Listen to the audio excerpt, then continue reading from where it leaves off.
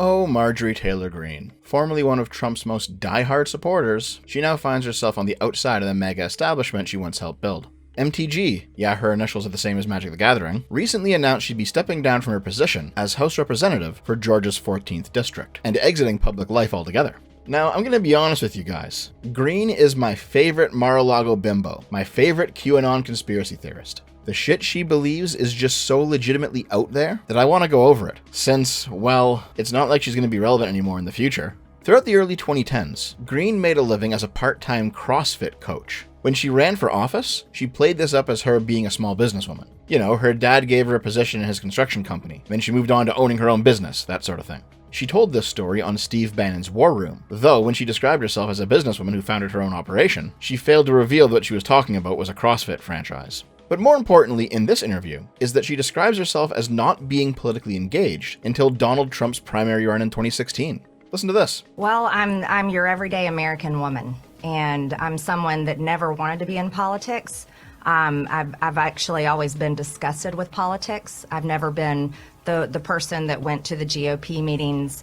I'm not one of those people that was super engaged, very busy alongside my husband, running our construction company, raising our 3 kids, loving the country that we live in. But what happened to me is, for the first time, when President Trump stepped on the stage in a primary, in the presidential primary, the first time I heard him speak, I recognized that was someone that I could connect to. And I'd never recognized anyone in politics I could connect to.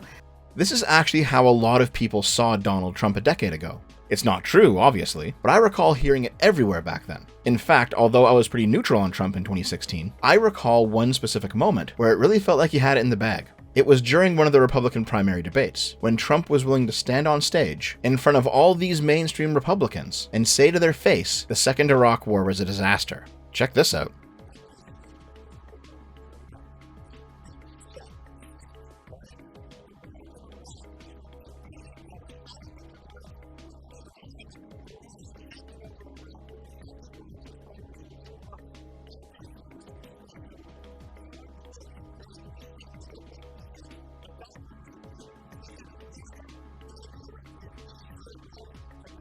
Okay, first of all, having a live Twitter feed on the side of the presentation that displays anything with the GOP debate hashtag on it is really fucking risky. I can only imagine how that would go down nowadays. Secondly, while the other candidates are all talking about ideas, whenever Trump's on screen, it feels like he's doing a stand-up comedy routine or something. He's not really saying anything of substance, but he's got an unmatched level of charisma. Comparing this version of Trump to 2025 Trump, it's like night and day.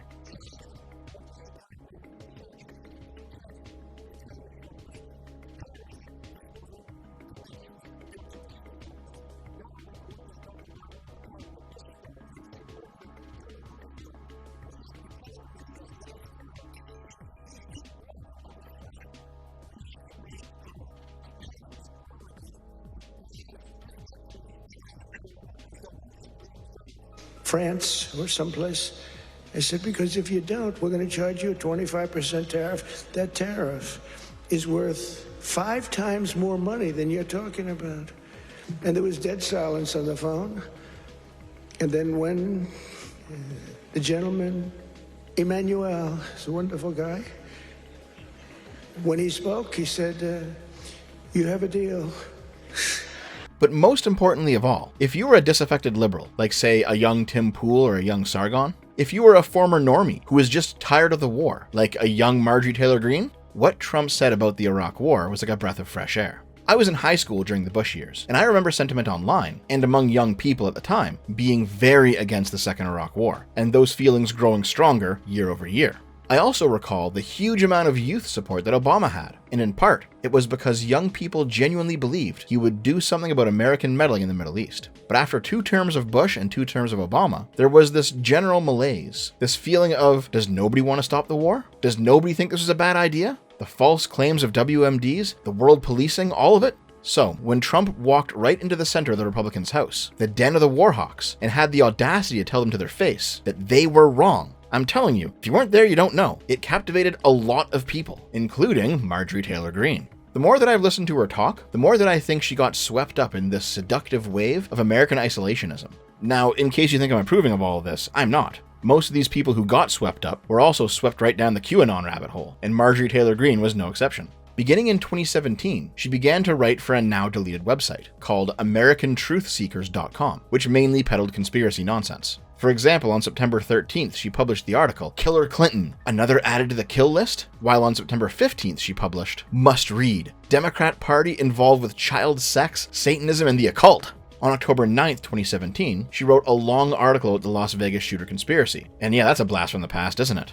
During Greene's time writing for American Truth Seekers, she was on the cutting edge of a lot of the right-wing conspiratorial nonsense. In fact, she may have even been the originator of some of this stuff. Starting in 2018, she began writing for LawEnforcementToday.com, which is another conspiracy theory website, though this time focusing more specifically on police and justice-related issues. And hey, this one's still up somehow. She wrote a lot of the same slop on this site too. Her most notable contribution here was an article where she claimed, without proof, that Antifa had started a series of wildfires in Oregon as the beginning of a coordinated and planned attack against West Coast states. That article went viral on Twitter and Facebook, eventually getting large enough to be retweeted by members of Trump's cabinet, even though she made it up. She also co-founded a Facebook group called the Family America Project, which is also still up and running. Whoever operates it now is named Barbara, and her posts get no engagement. So at this point, I wonder if it's been reduced to just being an automated aggregator now. However, back in 2018 and 2019, it was a pretty active community, and it was also the source of a lot of the violent rhetoric directed towards Democrats. These memes were first made by people in that community.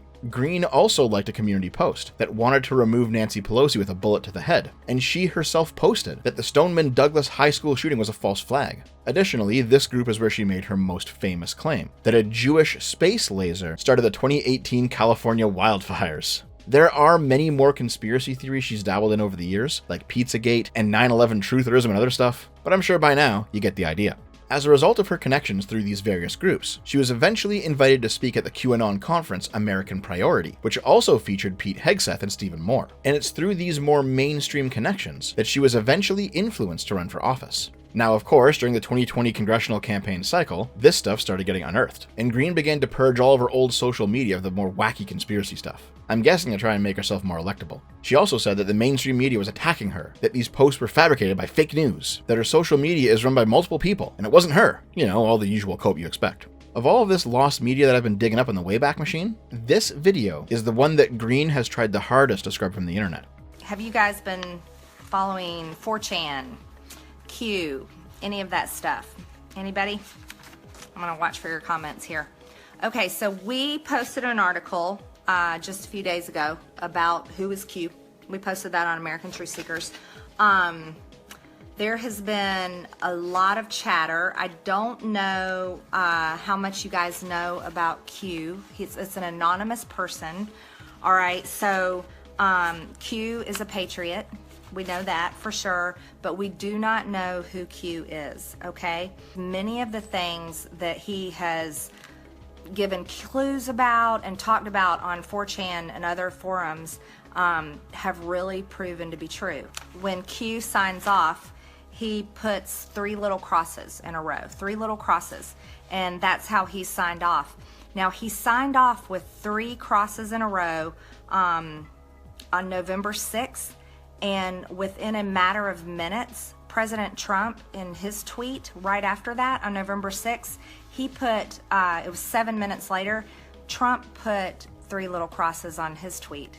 And it was not, it was just more than a coincidence. It was really interesting. Yeah, so I'm not going to play this whole thing. It's a full half hour of Greene reading off schizo QAnon posts from 4chan. It legitimately makes her sound fucking psycho. If you're looking for a list of people to blame for how prolific the QAnon shit became during the late 2010s, she is near the top of it.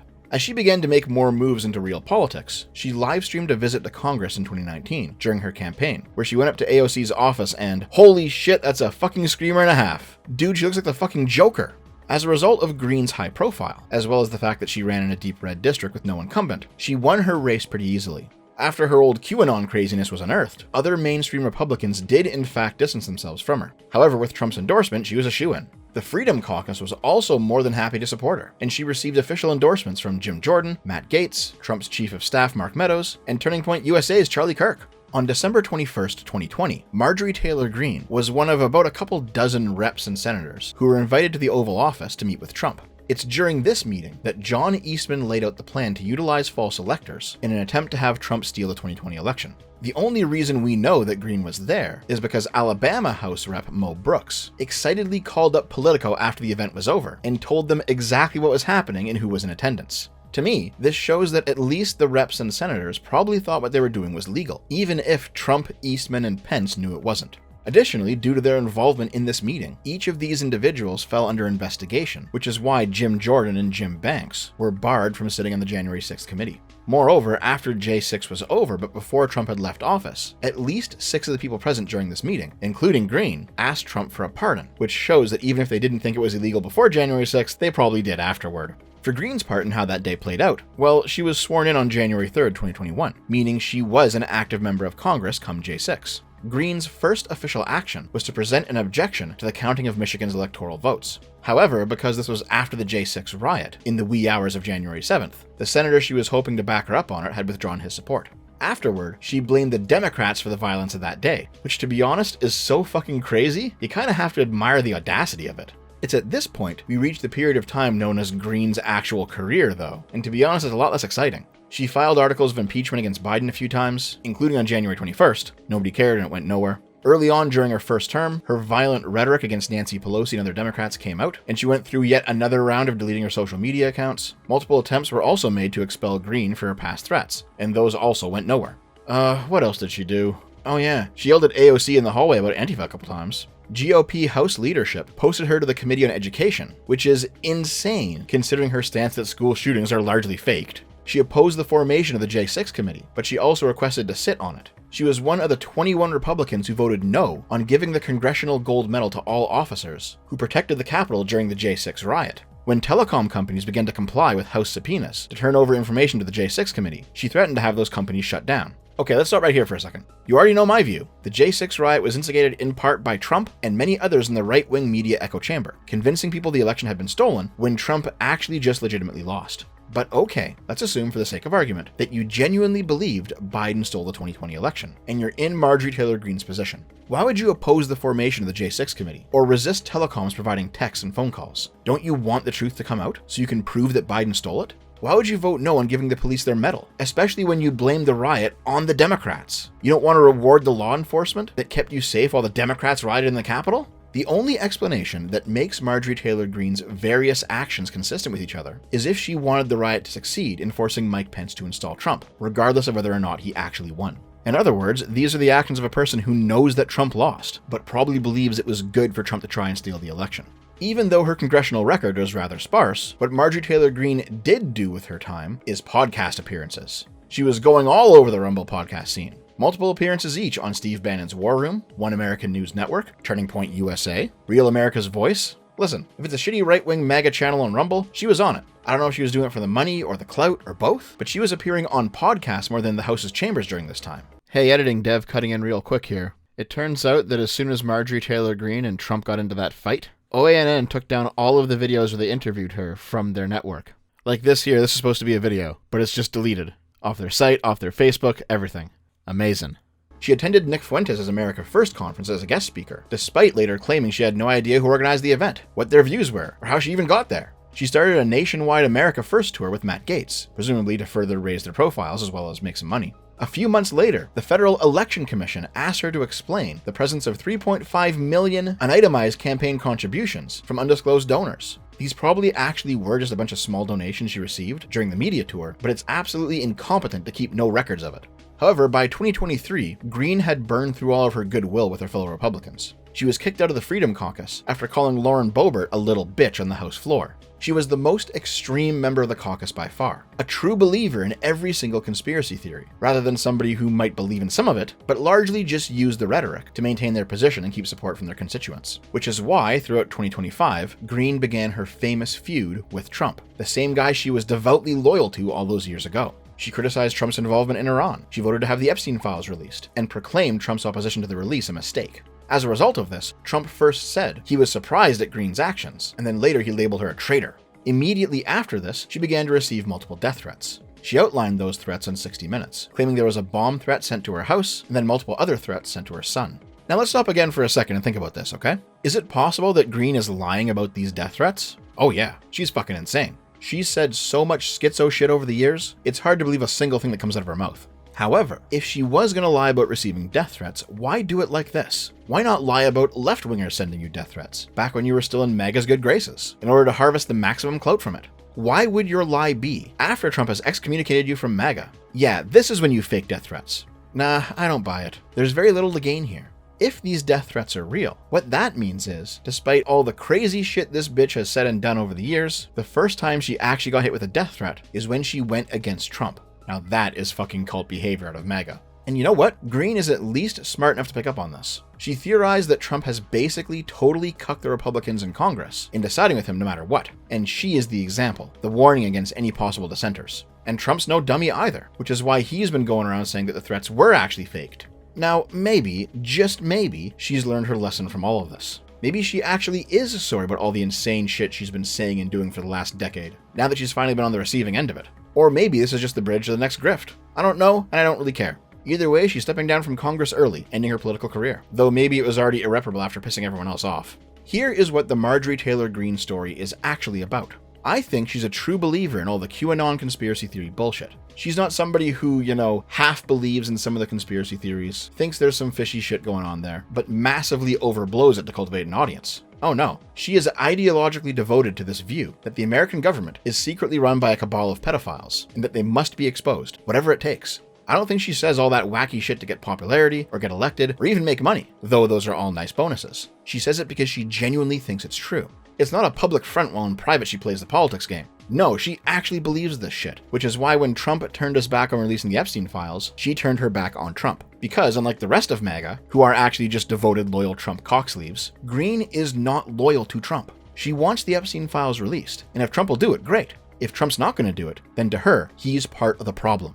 Greene's defection is actually beginning to cause problems for Trump. The Republicans in Congress have fallen in line, but she's still got all that alternative Rumble podcast clout, and those guys are not happy with Trump's handling of the files either. In fact, while I was writing this script, the deputy head of the FBI and former Rumble podcaster, Dan Bongino, has announced that he's also leaving real politics. When he first came into the system, he made a big stink about releasing the Epstein files. Then after settling into his comfy new position and doing his own investigation, he announced that Epstein did in fact kill himself, and there was no big secret to reveal. This is probably because he realized, oh shit, there's actually no evidence of anything that I've been saying. But of course, his fellow conspirators refused to accept his word on this, and he's basically turned into the Trump administration's chew toy ever since. And then, out of nowhere, he announced his resignation. It turns out, Dan just wants to go back to the world of podcasting, where he can indulge in saying the craziest fucking bullshit, and not have to actually, tell the truth. And yes, that is what he did. Dan has gone on record saying he took money to lie about January 6th. Anyway, this isn't a Dan Bongino video. Don't worry, his day will fucking come. This is a Marjorie Taylor Greene video, and to me, the Marjorie Taylor Greene story is a tale of warning about the dangers of the blind ideologue.